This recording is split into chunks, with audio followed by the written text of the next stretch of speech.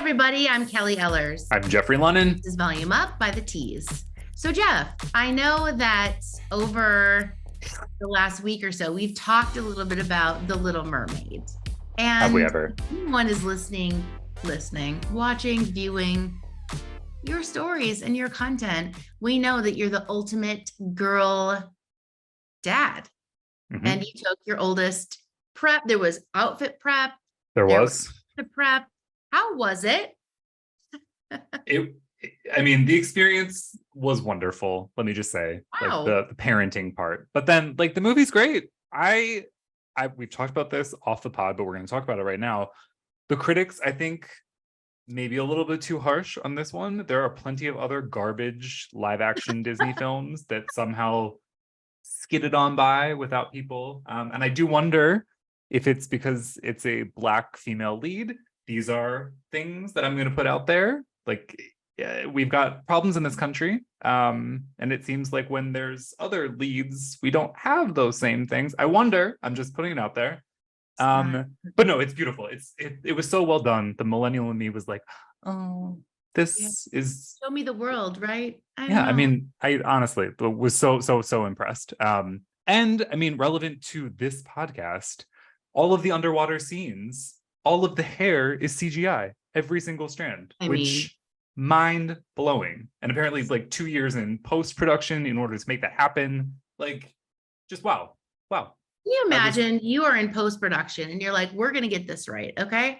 It's 2020, right? And we have a finish line of 2022 to get each strand correct. I mean, that is a lift. That is real. But thank you for keeping that hair flawless. I mean, truly well done to them. And then all of the scenes out of the water, Camille Friend, who's just been killing it left, right, like all of the movies, but this one especially, I cannot say enough good things about it. And I'm happy that it's crushing at the box office. It should. And if y'all are on the fence about should I, shouldn't I, go do it. And then, if you hated it, sorry, money well spent. I proclaimed to my children, let's go. And they were like, no. So maybe the wrong demo. Let me take my niece. You should. Oh my God. She'll be thrilled. She'll love it. You'll love it. That's the thing. I genuinely was expecting to not, but I did. Okay. Summer, beach, the hair. We're talking about tans too. And we know I'm a fan of the bronzer of the self-tan.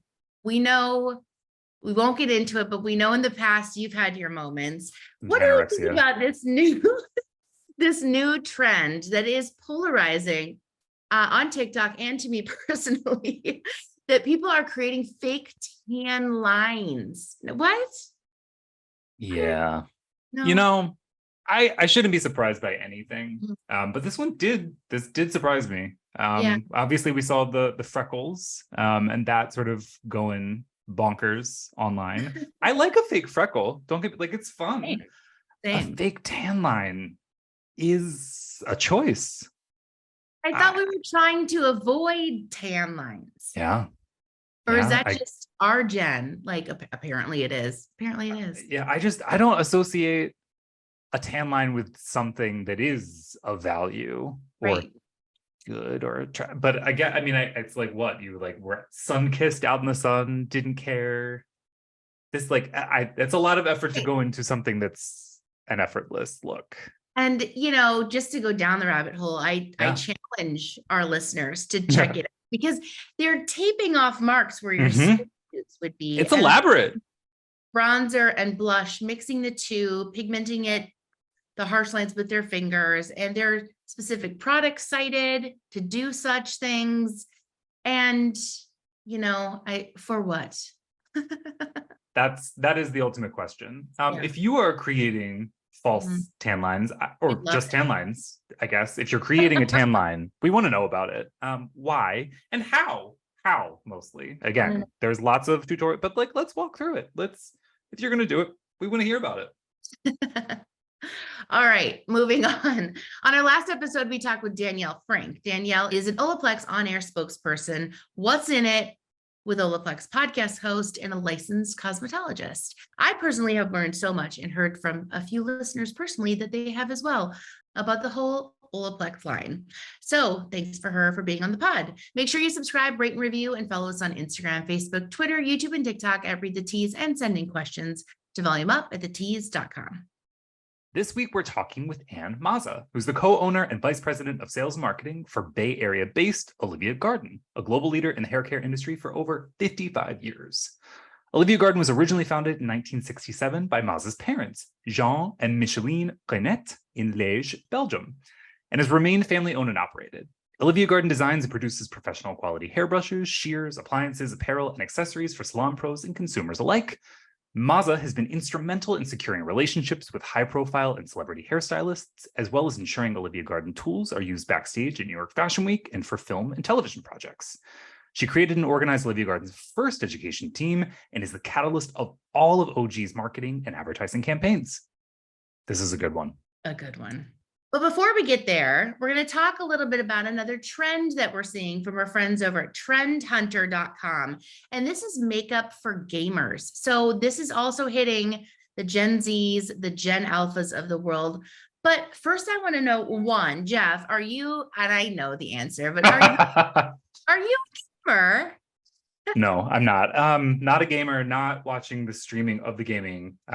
My eldest daughter is aware of this because of her friends. I'm hoping that her Gen Alpha does not. I don't want to engage in the content, and therefore I don't want her to, because then I will have to. But this is not about us.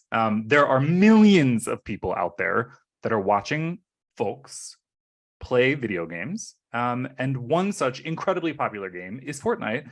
And there is a beauty collaboration that's come out of this whole thing. So talk to us a little bit about what's the brand, what's the offering, because I'm mind blown about this.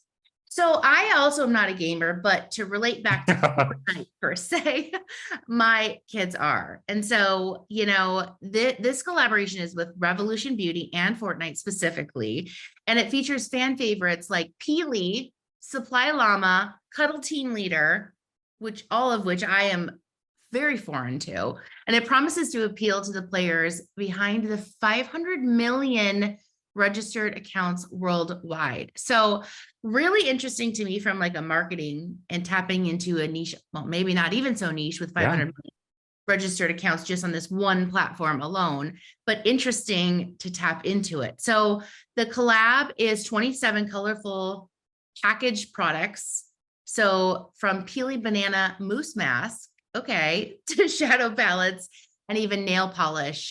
They are staples for Gen Z and Alpha and are priced at $12 and under. So interesting to see how this collaboration, there's certainly been others in the past, but I'm curious how other consumer brands are going to tap into this. And then will any pro with a consumer following? Who knows? I mean, honestly, like sky's the limit in terms of opportunity space here. I mean, like, I hadn't thought about it because it's not something that is immediately in front of me, but it makes total sense. And honestly, the collab is cute. There are some things where maybe things would be disjointed, but this is definitely not one of those. Without any familiarity with these characters, like the synergy is there. So like, well done.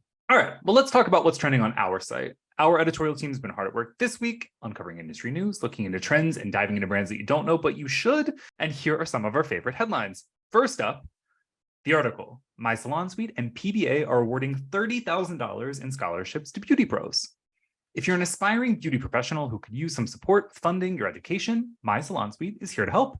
The co-working style salon space has teamed up with the PBA to award $30,000 in scholarship opportunities to beauty school students and licensed pros seeking to grow their careers through continuing ed. Through their My Salon Suite scholarship, the two organizations will be offering 5 $1,000 scholarships to students interested in obtaining licenses in cosmetology, barbering, aesthetics, nail technology, or massage therapy. And the deadline to apply is August 15th, so there's plenty of time. Head to thetease.com to learn more about how to do so. Who doesn't love free money? If you were a student or a salon pro interested in continuing ed, you would apply, right?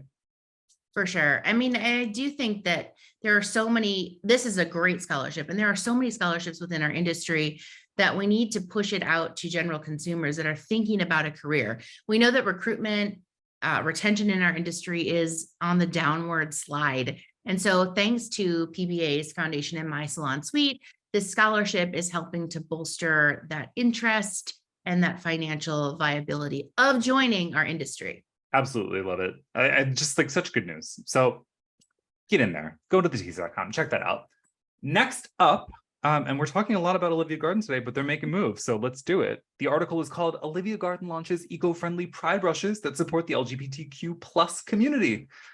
Olivia Garden's support for the LGBTQ plus community has never been more apparent thanks to their newest collection. In celebration of Pride Month, the professional tools brand has launched a limited edition OG Brush Pride collection. The best part, proceeds will be donated to organizations that support the LGBTQ plus community.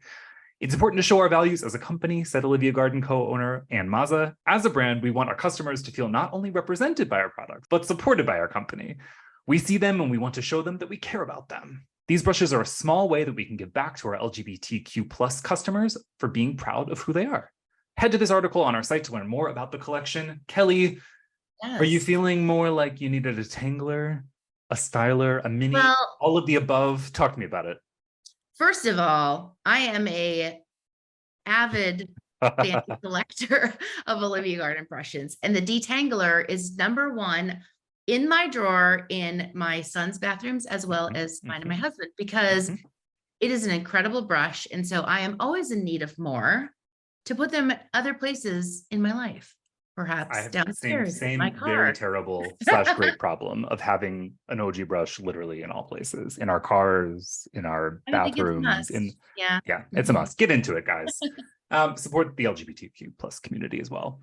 And last but certainly not least, this is really, I think, such a cool thing. And there's been tons of response to it already. The article is called The Cosmetology Licensure Compact Wants to Grant License Mobility to Stylists Everywhere. Here's what that means. What if we told you that there was a way for your professional beauty license to easily transfer from state to state, just like a driver's license? Sounds intriguing, right? Yeah, we think so too, which is exactly why our ears perked up big time when we heard about a fairly recent piece of legislation called the Cosmetology Licensure Compact and how it's working to make increased mobility for pro beauty licenses a reality for hairstylists everywhere. We've broken down absolutely everything that you need to know about this important legislation impacting the salon pro industry. Head to thetease.com to learn more about the Cosmetology Compact. Kelly, based on the response, we know that this is really a hot topic. Yeah. If you were a salon pro, would you be interested in such a license? Yes. And I think, even if I take a couple steps back, I mean, our qualifications for being a licensed pro are different in every state. So I can see why this is a lift to get this sort of cohesively across the United States to be something that is viable. But let's just take a state like Iowa, where there is continuing education hours needed to continue and remain a licensed pro. If those parameters were in all states, why wouldn't it be transferable? Why are we limited? If I move from Arizona to California, I can no longer practice my craft without going back and getting licensing. So I think this is very important. It's not active yet. For the activation process to begin, at least 7 states need to enact the compact.